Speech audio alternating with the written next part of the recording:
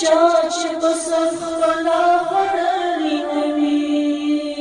د سخت منزل په سختو څه پوهېږي څوک په تڼاکو پښو چې تللي نه وي لوږه او تنده باید څه په زړه شي چا چې په نستګي تړلي نه وي د ګل بورا په مینه څه پوهېږي چا چې سینې خپلې څیرلي نه وي څه به احساس د بندو وکړي چا چې په خپل عمر ژړلي نه وي د چا د زړه درد به په څه احساس کړي څوک چې په ژوند کې دردېدلی نه وي شمو د شمې څوک ویلی نه شي څوک چې له درده څڅېدلی نه وي پتنګ د څوک وایي په شمع یم چې وزرې ورخوړلی نه وي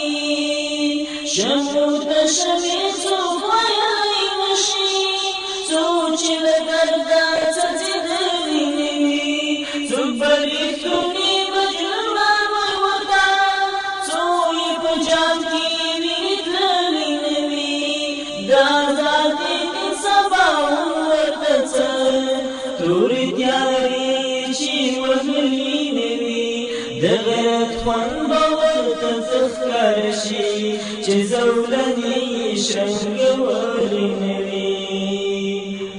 د ازادۍ دین سباوون ورته څه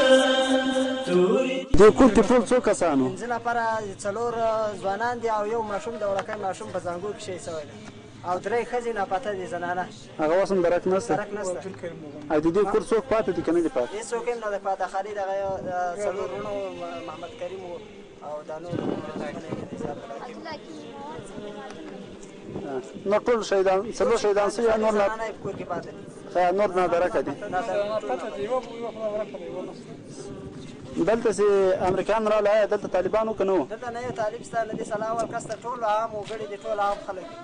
او دوی بمباري وکوله او که دوی کادره داخل سو ټول خلک یې په مرمیو باندې وایسته په ګوټو کې او بمبار یې په ډا کړی بمبار یې په ډا کړی په جاله باندې کړی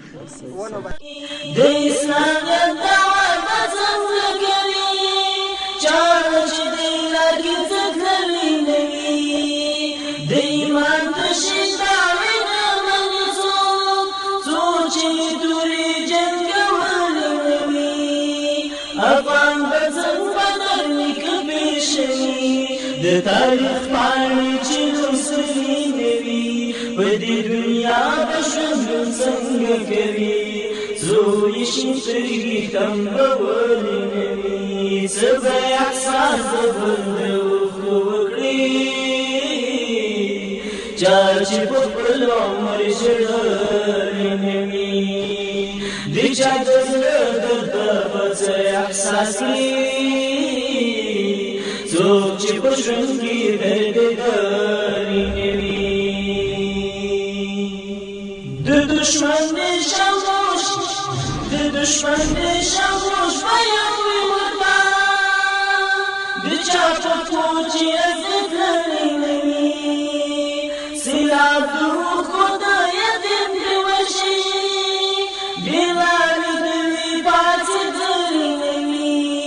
د کونډو ام نسایقه جوړه شي قیامت یې هېر وي خوځېدلي نه وي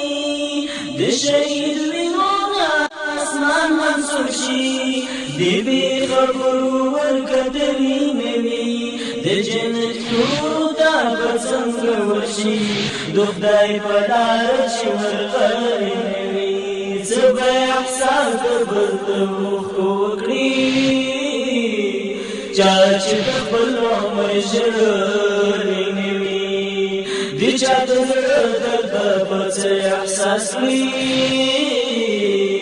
څوک چې په ژوند کې دردېدلي نه وي څه به احساس د بل د اوښکو وکړي چا چې په خپل عمر ژړلی نه وي د چا د زړه درد به څه احساس کړي څوک چې په ژوند کې درد لیدلی نه وي د جنت